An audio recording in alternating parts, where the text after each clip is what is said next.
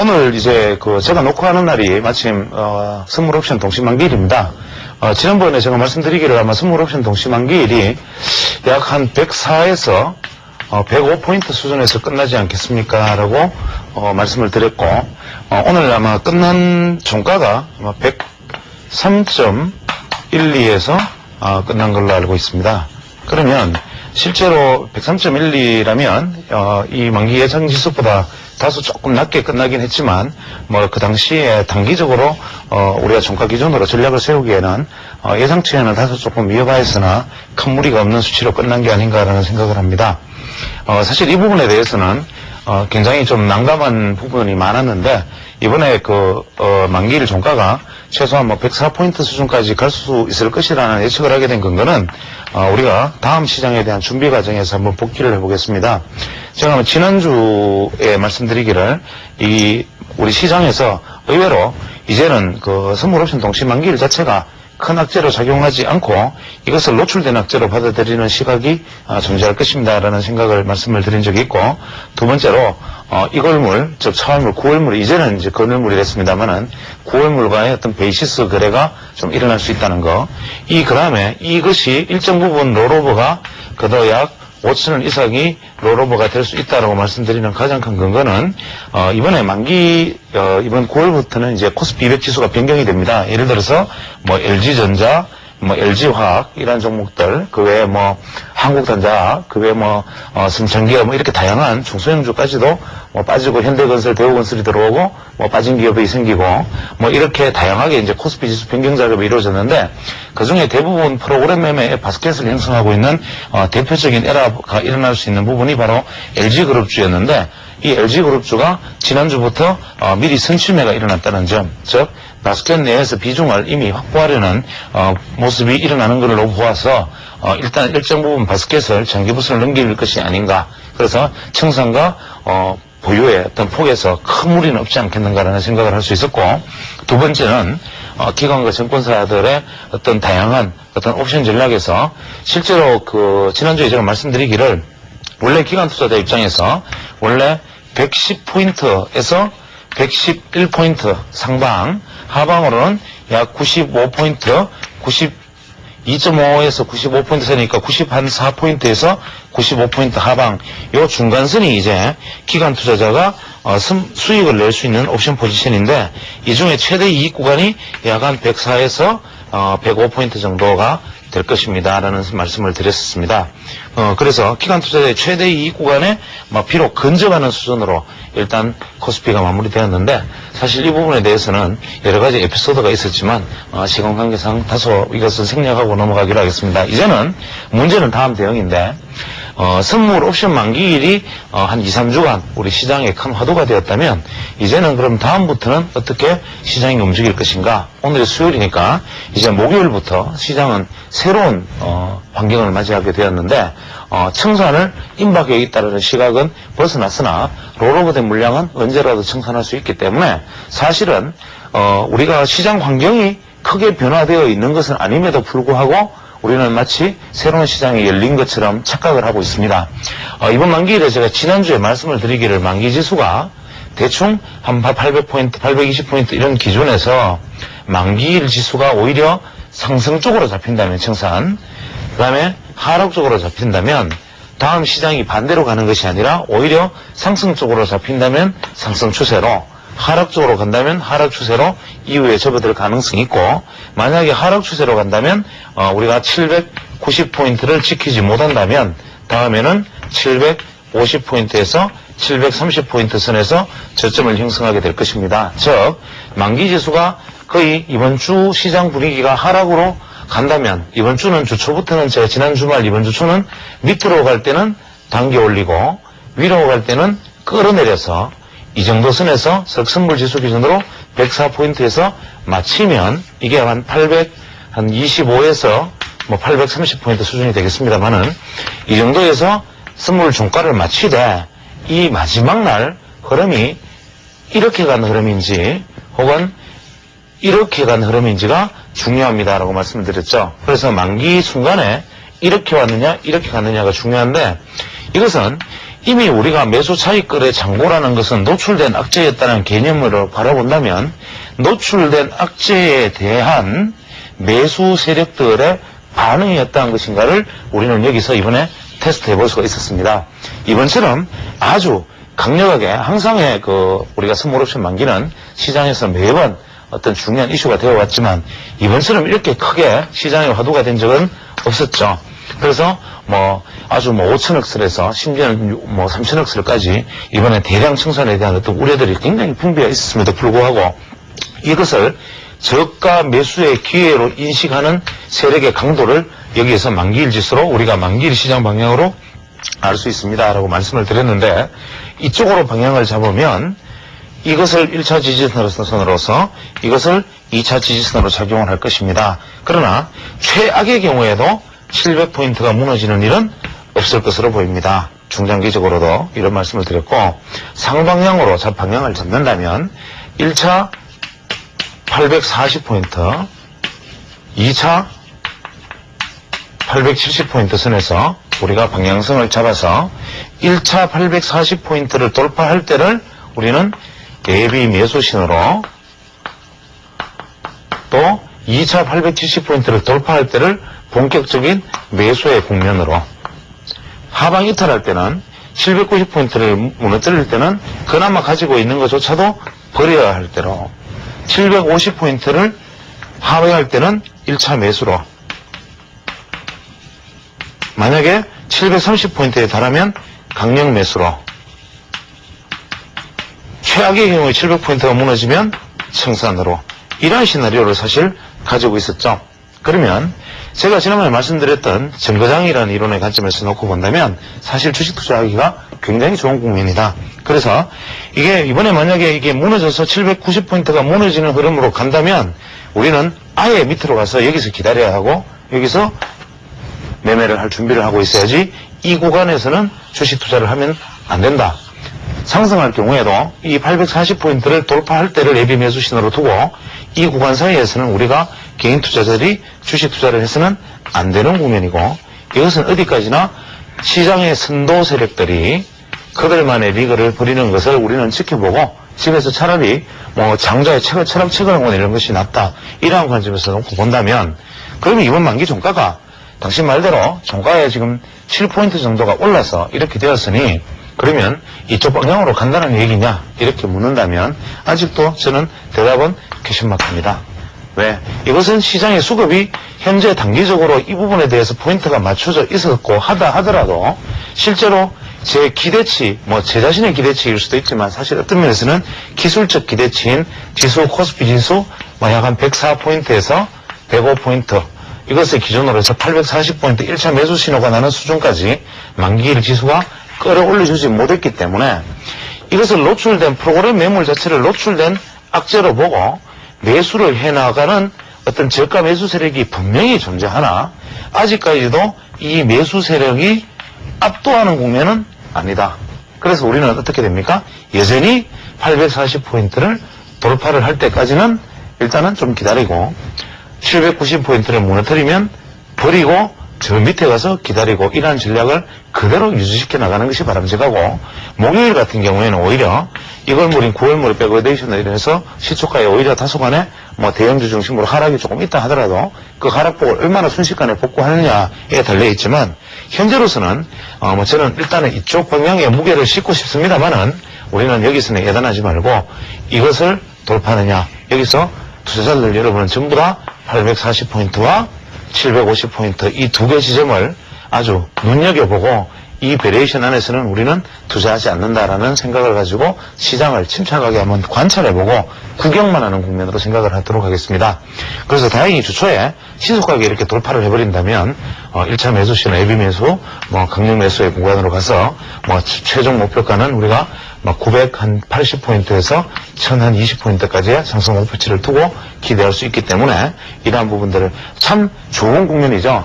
여기서 반등해서 나아가면 이만큼의 수익을 낼 수 있고 여기서 하락해서 간다 하더라도 700포인트는 마지노선 데드라인이니까 이 구간에서는 요만큼의 위험 부담 대비 리스크를 안고 이 구간에서는 큰 폭의 수익을 올릴 수 있으니 리스크 대비 프로핏 이익이 구간이 훨씬 큰 구간이 바로 이 구간 840포인트 구간이다. 그러니까 주식 투자자들은 지금 750포인트와 840포인트를 넘기 전까지는 절대로 매매하지 말고, 그러면 이렇게 될 경우에는 어떠한 종목을 매매하느냐라고 만약에 다시 이제 재질문을 하신다면, 그것은 지난번에 역시 말씀드린 대로 지금까지 쭉 중기적으로 말씀드렸던 종목들을 중심으로 살펴보되, 지금 대표적으로 차트를 공부한다면 좋은 종목들이 있죠. 절대로 이것은 제가 의례적으로 드리는 말씀이 아니라 절대로 이 종목은 사면 안 됩니다. 이것은 소형주의, 이번에 코스피 200 편입은 되었지만 차트상의 예시 종목으로 본다면 한국단자공업이라는 게 있죠. 한국단자공업이 전형적으로 기관의 어떤 매집, 즉 기관형 매집의 전형적인 차트를 가지고 있죠. 이렇게 올라가서 이렇게 해서 현재 정고점에 가까이 가 있는데, 이러한 어떤 한국단자공업과 같은 현재 패턴을 보일 수 있는 종목들, 예를 들어서 크게 본다면 이러한 종목들은 현재 이러한 어떤 패턴에 국면에 있는 종목들, 이러한 종목들을 지금 눈여겨보아야지. 비록 많이 하락하였지만 이렇게 하락해서 지금 이렇게 튀어나오면 순식간에 많이 오를 것 같지만, 일반적으로 이렇게 많이 떨어진 종목들은 이러한 과정을 상승하더라도 이러한 과정을 거쳐야 된다는 측면에서 생각한다면 이것을 우리가 하나의 어떤 사례적인 종목으로 볼 수 있지 않겠는가라는 겁니다. 이것은 다시 한번 말씀드리지만 이 종목은 단 한 주도 매수하시면 안 됩니다. 반드시 떨어지게 됩니다. 이 방송이 나가고 하루 이틀 안에 반드시 여러분이 매수를 한다면 큰일 납니다. 그래서 이것은 차트상의 예시로 이 종목이 일봉과 주봉과 월봉의 흐름이 이렇게 가고 있구나. 그러면 시골에서 강의하면서 이 종목을 예를 든 이유는 이러한 패턴들이 현재 국면에서 유효한 종목이겠구나 하는 하나의 어떤 교재적 종목으로 살펴보시라는 뜻이고, 이러한 종목 외에도 지금 현재 가능성이 있는 종목의 패턴은 KTF와 같은 패턴, 혹은 이런 더 이상의 종목을 얘기한다는 것은 마치 이건 매수를 이야기하는 의미가 될 수도 있기 때문에, 그렇게 곡해가 될 수 있기 때문에 종목 사례는 들지 않겠습니다. 그래서 이러한 어떤 패턴들을 가지고 한번 살펴볼 필요가 있지 않겠나라는 생각입니다. 그 다음에 오늘의 이제 본 강의는 거래량을 계속 이어서 나아갈 생각이긴 한데, 지금 거래량 강의는 제가 칠판 강의에서 일정 부분 사실 한계를 느끼고 있습니다. 거래량에 관련된 강의는 가능하면 저는 이제 차트 사례를 두지 않고 얘기를 드리려는 가장 큰 이유가 말씀드렸다시피 우리가 흔히 말하는 대박 심리, 그 다음에 이렇게 따라하면 이것이 무조건 옳은 것이구나라는 차트상의 사례가 유인하는 이러한 어떤 부정적인 효과 때문에 가능하면 러프하게 선을 그어서 설명을 하고 있지만, 거래량이라는 것은 실제로 제가 이제 강좌를 하면서 느낀 점은 이런 식으로 거래량의 봉을 그려가면서 차트로 설명할 수 있는 부분이 아니다라는 데 대해서 다소간의 한계가 있어서 이 거래량 강의 중에서 우리가 조주의 개념, 그다음에 매집의 개념, 그다음에 흔히 좋아하는 어떤 급등주의 어떤 패턴, 과연 이런 게 있을 리는, 이게 진짜인지 가짜인지는 모르지만 흔히 이러한 패턴들, 그 외에 어떤 추세, 거래량의 추세, 그 다음에 앞쪽에 말씀드렸던 2시간에 말씀드렸던 이러한 부분들을 제가 차트상의 사례를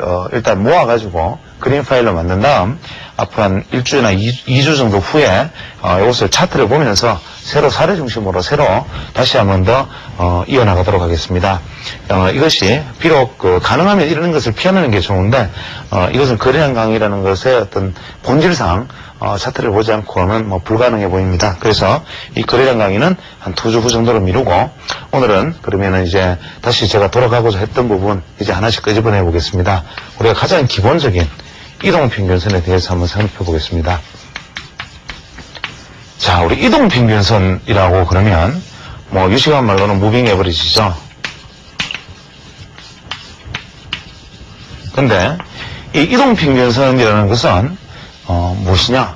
우리가 주식 투자를 하시는 분들은 사실 이동평균선에 대해서 모르는 분은 아마 거의 없으시리라고 생각합니다. 아무리 초보 투자자 하더라도 이 이동평균선은 아실 것이라고 믿는데, 가장 많이 흔히 쓰는 게 5일선, 11선, 21선, 61선, 121선 이렇게 보통 많이 쓰고 있죠. 그래서 우리가 HTS 차트를 폈을 때도 이동평균선이 제일 먼저 나타나고, 어떠한 기본 차트를 살폈을 때도 이동평균선이 없는 차트는 없다. 예를 들어서 스타캐스틱 이런 것을 안 보는 사람이 있고, 뭐 알리사 이런 것을 안 보는 사람이 있고, 그다음 일목균형표 뭐 이런 것들을 보는 사람 안 보는 사람 다 아니지만, 사실 왜 거의 모든 이 주식 투자자들은 이 이동평균선은 다 보고 있을까? 이 부분에 대해서 한번 생각을 해보겠습니다. 그럼 여러분은 지금 이동평균선은 항상 매일 보고 계시는데, 그러면 이동평균선은 누구나가 매일 보고 있는 것이기 때문에 이 자체가 정말 의미 있는 투자 수단이 맞는가라는 데 대한 어떤 회의가 있어야 될 것이고, 이 이동평균선이 본질적으로 말하고자 하는 것은 무엇인가라는 생각을 해봐야겠죠. 이 이동평균선은 사실 1940년대부터 사용되어지기 시작한 것인데, 이 1940년대 이동평균선이 만들어진 이래로 지금까지 세상의 모든 기술적 분석가로부터도 천대받고 혹은 무시당하고, 항상 이동평균선은 뭐 골든크로스 혹은 데드크로스, 뭐 이동평균선의 상향하향, 장기 단기 이동평균선 이런 얘기들만 듣게 되죠. 그래서 우리는 가장 항상 모든 원리는 기초에 있다. 그래서 또 어떤 면에서는 대가는 기초에 약하다, 이런 얘기들을 많이 하죠. 그럼 이동평균선은 과연 기초인가? 이동평균선은 무엇을 말하고 있는가? 저는 지난번에 일전에 한번 말씀을 드렸습니다만은 기술적 분석, 제 개인적 경험을 말씀을 드리면, 이 기술적 분석을 공부하는 과정에서 제가 사실 가장 고통스러웠던 부분이 바로 이 이동평균선입니다. 정말 이 이동평균선과의 심리적 싸움, 이 이동평균선과 어떤 제 마음속으로는 어떤 피나는 투쟁과 어떤 고통들이 이 속에는 참 많이 담겨 있다고 제 사적으로 주변 사람들에게 얘기를 하는데, 그래서 우리는 이 이동평균선이라는 것을 단순히 그냥 하나의 어떤 선으로, 혹은 누가 혹자가 말하듯이 17일선, 18일선, 19일선, 21일선, 22일선의 의미가 있고, 누구는 65일선의 의미가 있고, 혹은 알렌이 얘기한 것처럼 예를 들어서 4일선, 9일선, 혹은 18일선 이런 선들의 의미가 있다. 과연 이런 어떤 수치적 5일선은 의미가 없고 별로 중요하지 않은데 나는 4일선을 본다. 20일선은 누구나 다 보는 추세지만 나는 19일선을 다 보면 이것은 시장이 맞다. 누구나 다 예를 들어서 60일선을 보지만 나는 56일선이 시장에서 의미 있는 선이라고 본다. 이런 생각들은 사실은 우리가 주식 투자한 지 한 1년 정도 지난 분들은 누구나 다 해보는 노력들이죠. 사실 이것은 그냥 한마디로 지나고 나면 웃을 일이지만 우리는 다 이동평균선을 가지고 이런 노력들을 한 번씩 해보게 됩니다. 그럼 이동평균선이 과연 뭐냐? 이동평균선이라는 것은 어떻게 보면 우리가 기술적 분석의 본질에 해당합니다.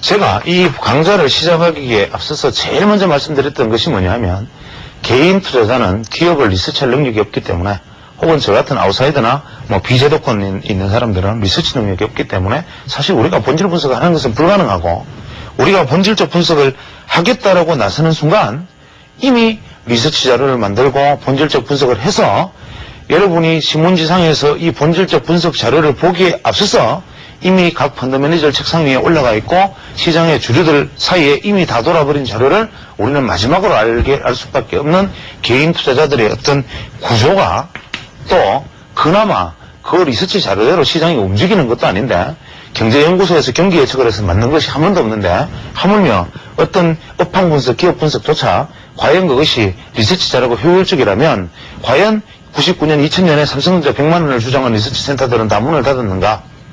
이러한 관점에서 놓고 본다면 기술적 분석, 본질적 분석 어떠한 것을 내세우고 가나가나 간에 주식 투자라는 그 자체가 예측은 불가능하다라는 대전제에서 시작되는 것이고, 그 예측 불가능한 주식시장을 그나마 근사하게 바라보기 위한 한 수단이 기술적 분석에 다. 그나마 이 기술적 분석을 우리가 택한 것은 기술적 분석을 택하든 기본적 분석을 택하든 간에 이러한 어떤 분석법들은 우리는 어디까지나 아무도 예측할 수 없는 시장을 그나마 조금이라도 근사치로 바라보기 위한 노력으로서 기본적 분석을 택하는 여건이 좋은 기관 투자자들이나 제도권 내의 사람들, 기술적 분석을 택할 수밖에 없는 개인 투자자들로 대별되어 있는 것이죠. 그럼 우리는 이 기술적 분석의 본질은 무엇인가? 기술적 분석은 우리가 철학적으로 이야기하면 이렇게 이야기합니다. 인간은 원래 날 때부터 선언적으로 가지고 있는 선언적 이성이 있고, 그 다음에 배워서 하나하나 익히고 배움으로써 고춧가루가 들어간 것은 맵구나, 설탕이 들어간 것은 다르구나, 이것이 짬뽕이 되면 맛이 집중하겠구나, 이렇게 배우는 경험적 이성이 있는데, 이 기술적 분석이라는 것은 사실은 이 경험적 판단을 가지고 미래를 예측하려는 시도죠. 그런데 앞서서 말씀드리겠지만 우리가 철학서 속에서도 이 경험이 절대적 진리가 아니면 분명히 증명이 되어 있고, 이 경험이 진리가 아니면 누구나 인정하는 바임에도 불구하고 우리는 왜 경험적 자료, 즉 과거의 자료를 가지고 미래를 예측할 수 있다라는 목소리에 귀를 기울이는가? 왜 경험적 자료가 누적이 되어 있는 과거의 자료에서 공통분모를 끄집어내어서 그 공통분모가 가르쳐주는 것을 가지고 앞으로도 요래할 것이다, 앞으로도 요래할 것이다 라고 예측을 하는 이 기술적 분석을 이 경험적 이성이 절대 진리가 아니라는 것에는 동의를 하면서 왜 기술적 분석, 과거의 자료를 가지고 만들어낸 기술적 분석으로 급등주를 찾고 대박주를 찾고 돈을 벌 수 있다고 생각하는가? 이거 바로 이율배반 아닌가? 그러나 이런 반론도 있습니다. 경험적 이성 속에서도 우리는 미래 예측에 절대적인 절대값은 없지만 예를 들어서 수학만은 절대적이다. 2 곱하기 2는 4다. 이것은 경험적이든 선험적이든 2 곱하기 2는 4라는 것은 절대 불변의 이치이기 때문에 이러한 어떤 경험적 수치 속에서 찾아낸 수학적 공통점은 기술적 분석에서 미래 예측을 담보하는 것이 아닌가, 이런 역발상적 주장도 있습니다.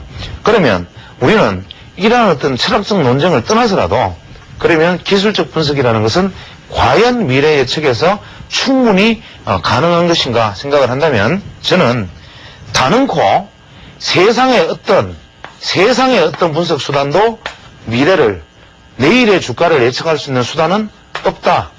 여기에 대해서 저는 감히 확언합니다. 그러나 그렇다면 뭐하나, 주식시장에서 정말로 영국에서 테스트한 것처럼 원숭이하고 펀드 매니저하고 같이 다트 던져서 투자하니까 원숭이가 잘하더라는 것처럼 우리도 오늘 주식 종목, 관심 종목 사실게 끊고 그냥 눈 감고 하나 팍 찍어서 그 종목을 사고 눈 감고 하나 팍 찍어서 그 다음날 그것을 팔고 투자를 이렇게 하라는 말이냐? 그건 아니죠. 그럼 뭐냐? 우리는 인간이기 때문에 가지고 있는 하나 결정판이 있습니다. 뭐냐?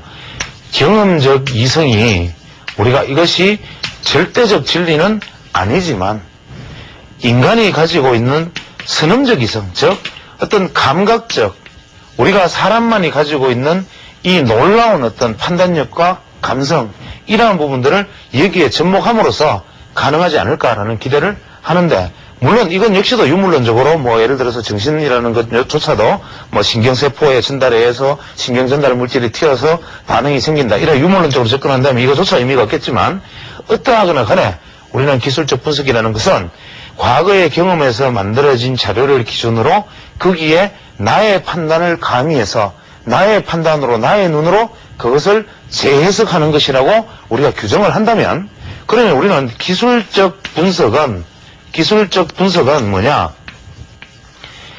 과거 경험의 수학적 통계, 이것이 절대 진리에 가깝다고 했으니까 수학적 통계에 나의 판단, 이 선험적 지혜, 이 나의 판단을 가미한 눈으로 바라보자. 이것이 기술적 분석인데, 이 기술적 분석의 대전제를 충족시킬 수 없는 유일한 수단, 이것이 바로 이동평균선이다.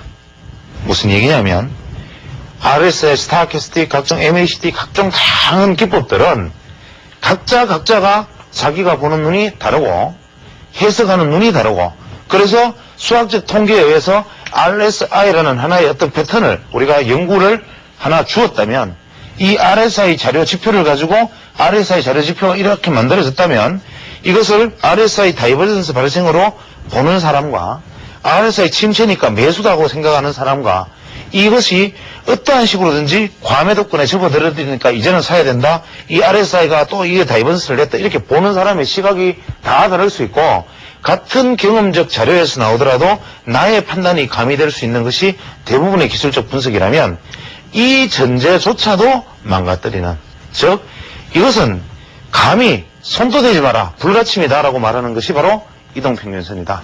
즉 이동평균선은 뭐냐? 시장에서 이것은 절대자다. 즉 이동평균선은 뭐냐? 자의적 해석의 여지를 봉쇄한다.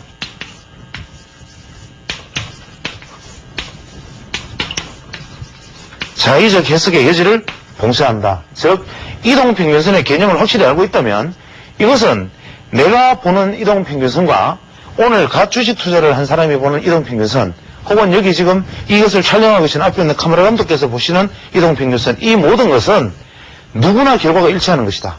이것은 기술적 분석에서 거의 하나의 유일한 예외에 속한다. 그러나 이것이 절대값이다. 기술적 분석의 출발이다. 이렇게 얘기할 수 있습니다. 그래서 마치 공기와도 같고 마치 물과도 같고 마치 생명과도 같은 것, 이렇게 거창하게 말하는 이동평균선은 무엇인가? 이렇게 생각하면 이동평균선이란 지난 얼마간의 주가의 합을 평균한 것이다.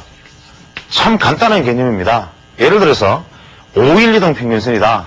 5일간의 주가가 100, 110, 90, 80, 120 이렇다면 100 더하기 110 더하기 90 더하기 80 더하기 120 나누기 5 한 값을 점을 찍고 다음날 뭐가 들어가면 또 더한 것을 값을 찍고 이렇게 해서 선을 맞는 것, 이게 이동평균선이다. 이게 뭐냐? 지난 5일간의 주가의 평균이고, 주가는 이렇게 들쑥날쑥 변동성이 생기면서 매일매일 주식은 진행하지만 이것을 부드럽게 평균한 값이다.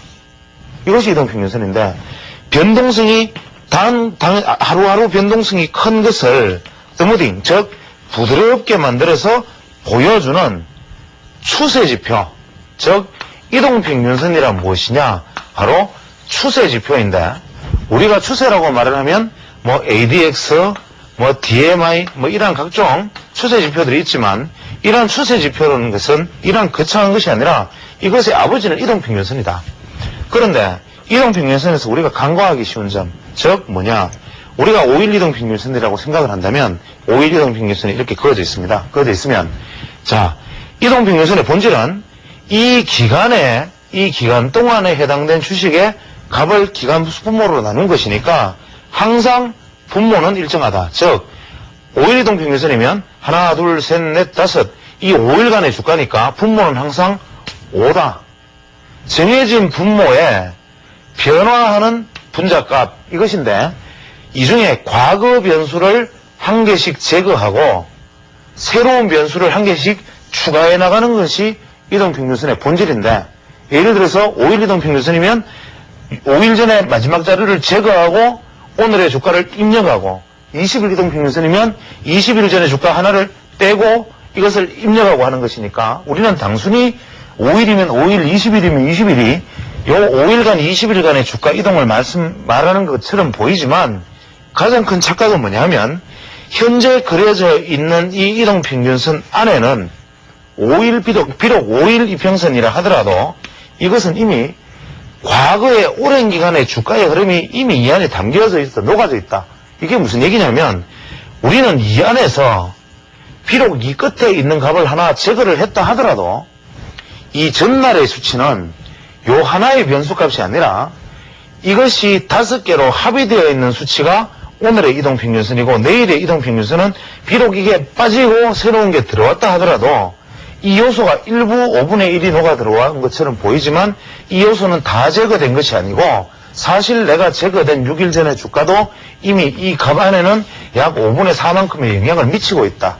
이게 무슨 말인지 이해가 가시리라 믿습니다. 즉 5일 이동평균선이 이렇게 우리가 그려진다면 현재 이 시점에서 이동평균값의 의미는 이 날짜에서 이 날짜까지의 주가, 5일간의 주가, 이것이 아니라 사실은 이전의 주가도 이 안에는 녹아있다. 이 이동평균선 안에는 20일 이동평균선이라고 가정을 한다 해도 20일간의 주가의 이 흐름이 아니고 사실은 30일, 40일, 50일 전의 주가도 시간이 지나면 지날수록 그 변수 요인은 점점 희석이 되고 점점 희석이 되겠지만, 예를 들어서 현재의 5일 이동평균선에 100일 전의 주가에 영향을 미치지 못하겠지만, 비록 5일 이동평균선이 하더라도 7일, 10일 전의 주가의 영향이 약 날이 가면 날수록 희석되더라도 이 영향은 남아있는 것이다.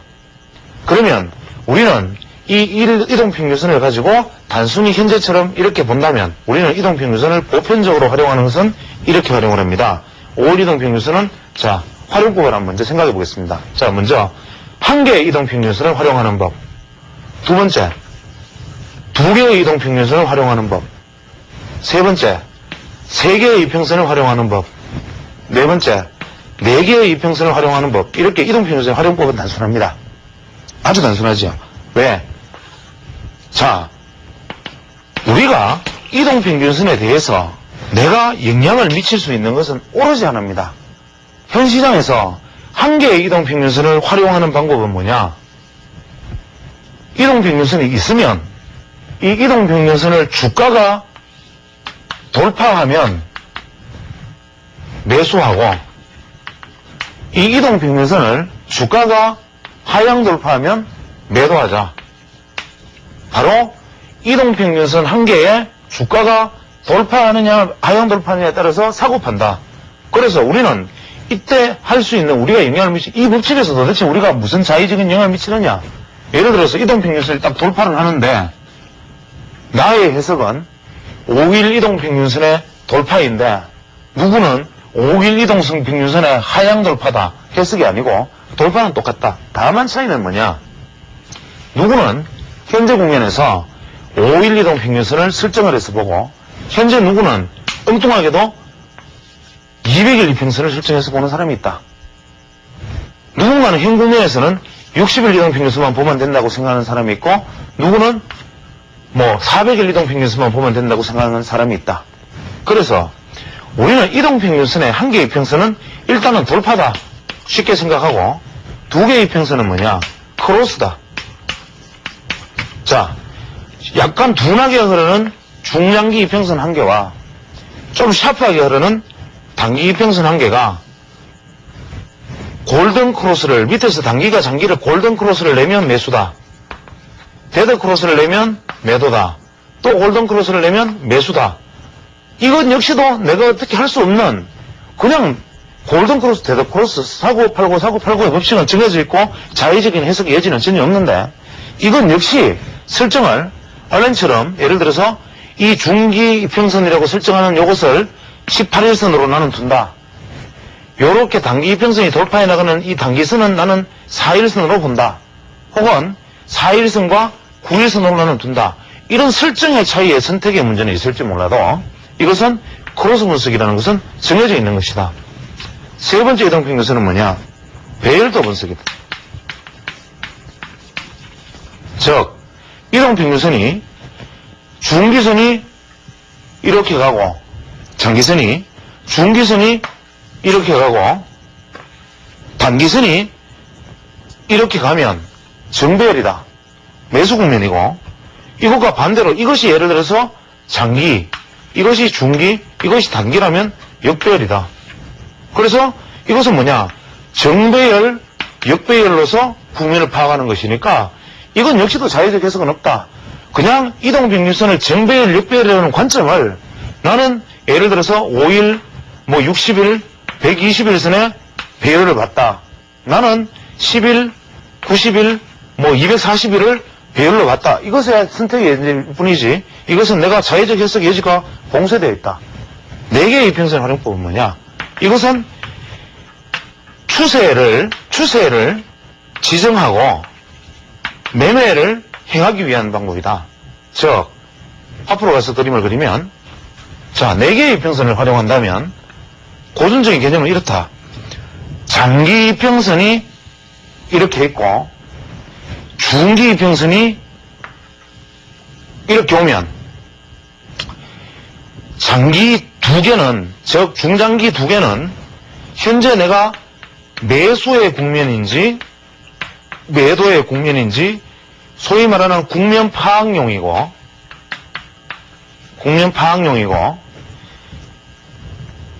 단기 두 개는 이게 21선이고 이게 5일선이라고 가정을 한다면, 자, 이렇게 생각을 하죠.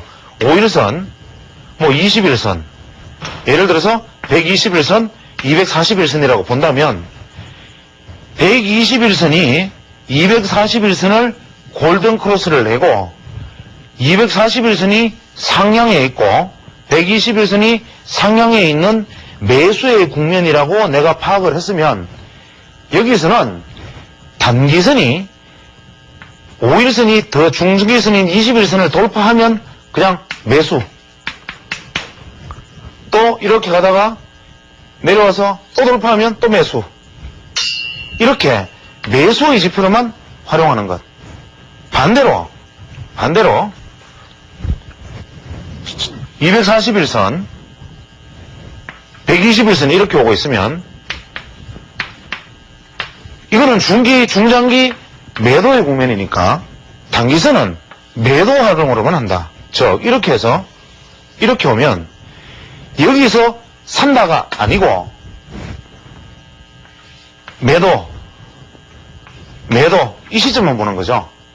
그러면 장기선이 매수의 국면일 때는 매수만 단기로 보고 장기선이 매도의 국면일 때는 매도만 보라면 그러면 여기서 산 거는 언제 팔고 여기서 매도한 거는 언제 하면서 하느냐. 여기에 대한 정답이 바로 뭐냐? 주식 투자에 대한 정답이다. 어떻게 할 것인가 한번 생각을 해보죠. 자, 우리 주식 투자할 때 자, 241선이라고 가정을 합니다. 그러면 내가 주가를 돌파할 때 매수를 합니다. 자, 1선으로 보는 방법칙이죠. 주식이 상승합니다. 이거 언제 팝니까? 여기 팝니까? 아니죠. 주식 투자의 본질은 뭐냐? 안전하게 사서 손해보지 않는 것이 주식 투자다. 절대로 여기서 사서 여기서 파는 것이 주식 투자가 아니고 나는 여기서 사서 그저 이것이 장기선이 올라가는 만큼 내 수익이다. 그냥 이렇게 자기가 어떻게 가든 간에 여기서 매도한다. 내 수익은 어디냐? 여기에서 여기만큼. 이게 내 수익이다. 이런 방식 싫어하시죠? 개인 투자자들은 여기 사서 여기 팔아야 되고 혹은 여기서 사서 여기라도 팔아야 되고 여기서라도 사야 되는데 여기 사가지고 이렇게 막 떨어지고 막 있는데 괜찮아요. 충성도물로 괜찮아요를 연발하고 있으면 이게 무슨 주식 투자냐? 이렇게 말하는 당신이 무슨 전문가냐? 세상에서 가장 중요한 급등주와 대박주는 가장 안전한 자리에서 대박주와 급등주가 잡히지 위험한 자리에서 대박주와 급등주가 나타나는 것이 아니고 이 세상에서 가장 안전한 완벽하고 가장 고수익이 나는 방법은 뭐냐면 안전한 자리에 사서 확실한 자리에서 매도하는 것. 주식이 이렇게 가서 이렇게 떨어지면 팔고 내 수익은 여기서 요만큼. 이게 주식 투자의 본질이다. 이 말이 마음에 들지 않으시겠지만 다음 시간에 이어서 나가도록 하고 제가 오늘 드린 이동평균선에 대해서 한 번 더 생각해 보시기 바랍니다.